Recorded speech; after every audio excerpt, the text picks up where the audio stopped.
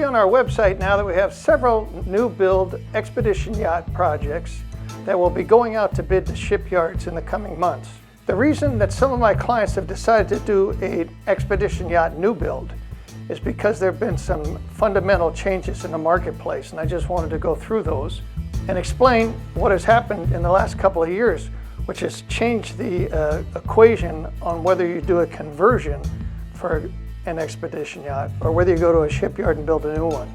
It used to be quite clear that there was a big advantage to going with a conversion of an existing vessel. And there still is if the vessel's over 20 years old. For those clients, and more clients are thinking this way, they want diesel electric, they want to be able to go into environmentally sensitive areas, they want to be able to meet the new environmental regulations and even get in front of those, looking at the next decade or two. So what's happened in the marketplace for used commercial vessels is that they're becoming more scarce. And the reason is that there's some big new offshore oil finds off the coast of South America.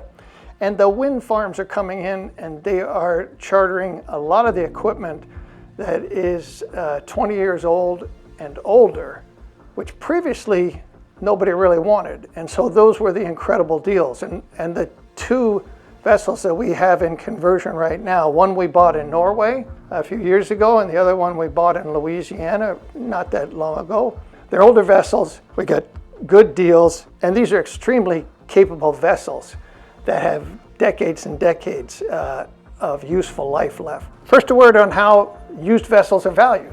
The yacht market and the commercial market are two different parallel universes. The price on a used yacht is determined by the original cost, how old it is, what the last refit was, and however you calculate those, the price is just going down, down, down, as it would with a car or probably a used aircraft.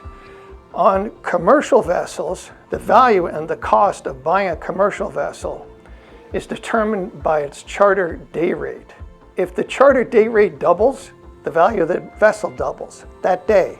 So the price of the vessel is 100% determined by its day rate. So you have, again, the oil industry and the offshore wind industry are bidding these rates up.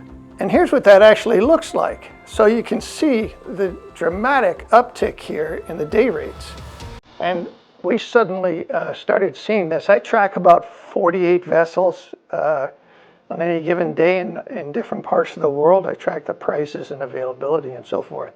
And I was getting all these notices of price increases, and they weren't just incremental 10 or 20%. They were sometimes double and sometimes more than double. Again, this isn't like a yacht price. I'm dealing directly with the vessel owners. They own fleets of vessels. This is the market, and that's what everybody's getting. There's not a big discussion. It's not like a yacht where you can argue endlessly about, you don't like the color of the interior or the jacuzzi's too small, or something major like that, you can beat the price down. It's a different world. So again, staying in the parallel universes of yachts and commercial vessels, the pricing of new yachts is also done differently than the pricing on a new commercial vessel. Typically, a client that wants a new yacht has decided, I want a Fed ship, I want a Lursen, I want an Ocean Cove. You go to that shipyard, you tell them what you want, and they give you a price. And the price is the price. And it's probably the price of the last one they built plus a percentage. When commercial fleet ship owners go out and they want to do a new build, they send the specs to Eastern Europe, to Turkey, to Spain, to commercial shipyards. And there's a bidding process, and it's brutal. And they get the best deal, and it's a fixed price deal. So again, back on the yacht side, it's a fixed price deal until you change your mind. And then it goes up and up. So in the commercial world, it is, you will deliver this boat for this amount of money in this many months, usually under 12 months. Even for like the 115 meter ro-ro vessel that we just studied that was made in Poland, it was delivered in under 12 months. So the commercial vessel, when you put in an order in a commercial yard, and you have your act together and you know what you want, it'll come out in 12 months. Then you take it someplace else and you got to do the interior. We'll talk about that some other time. On a new yacht, you have a contract, you have a price. As soon as you change your mind, the contract price is no longer on the table. Prices start to go up, and the delivery date then also starts to float back. And the longer that you're in the shipyard, the more money they're going to make. In a commercial yard, if they break their contract and go over the delivery date, there are penalties, and they make less money.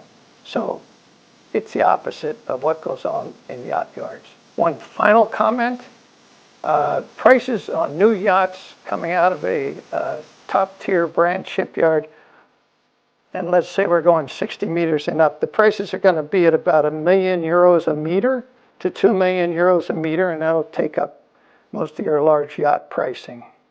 In the commercial yards, per meter is usually €500,000 per meter.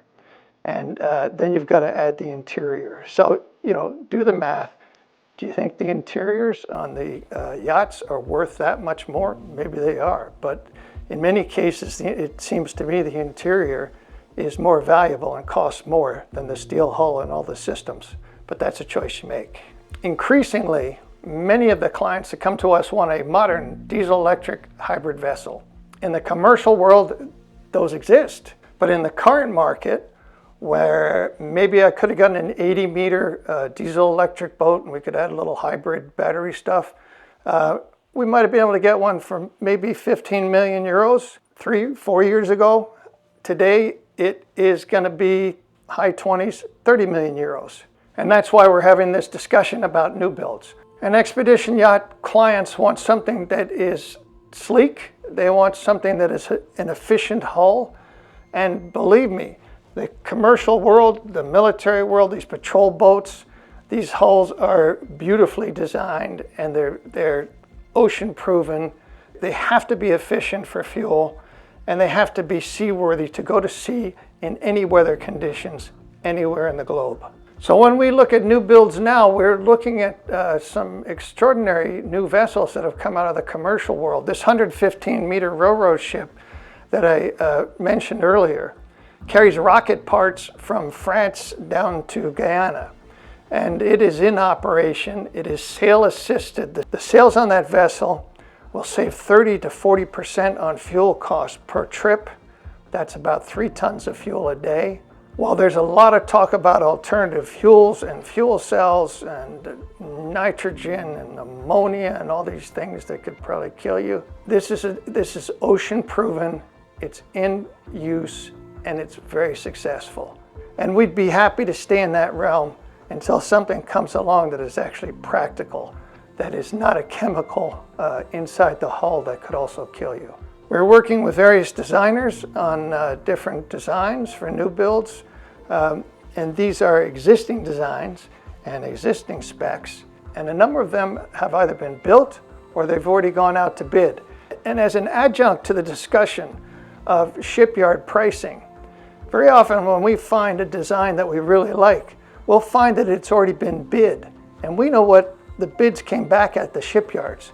So when we walk into a shipyard with an expedition yacht based upon an existing commercial platform, we're starting our conversation at a price level that's predetermined.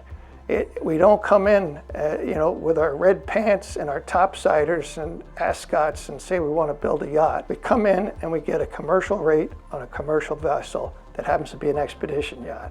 So our new build process is similar to a conversion process. We find out what the client's mission is and what the sort of preliminary specs or requirements of the client are. And then we look into our inventory of existing design and engineering of commercial hulls or military hulls that will adapt to meet the exact needs of our client. So then we'll do some preliminary designs and concepts of how those needs fit on that hull and engineering. And we already have specs for the shipyard bids. That puts us probably 6 or 9 months ahead in the process of getting ready to go to a shipyard and do a contract. It also saves a ton of money.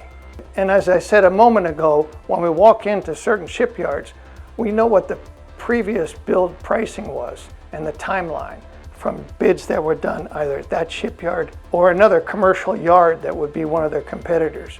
So that's very useful for us. So the overall timeline on new build projects, including the ones that we're working on right now, we're allowing 6 months for design and to get the shipyard bid package put together. And again, we're basing it on a previous shipyard bid package. So the main thing there is the steel weight, how much power is it going to have, how fast is it going to, separate discussion about the interior. And we'll deal with that in another one of these videos. We're going to be looking for a 12-month build on the hull and the propulsion system and everything that we need before we go to a finishing yard and do interior fabrication. We want to be in and out of the shipyard. So we want to be clear with the client that the GA works and the spaces work, and not have a situation where we go in and trip up the shipyard by giving them a change order, because that's not only going to push back on the delivery date, but it could open up a price change. And then we're scheduling a 12-month interior fit out and commissioning on the vessel after we get it out of the shipyard. And where we take it is really up to us. We will not be going to yacht yards. We will be going to places where our workers can get in and out unencumbered from the subcontractors, the interior fabricators, the electronics people, all the other subcontractors. That typically in a shipyard, the minute they come through the gate, they're going to have 15–20% tacked onto their billing, and they're going to get slowed down in doing their work, and we're going to avoid that. And so that is our new build program at Xplorer Yachts. And we got a new page up on the website for new builds. And if you are looking for a modern propulsion system that meets all the current requirements and the ones coming down the road, and if you want to take advantage of commercial pricing, we can help you out. So give a call.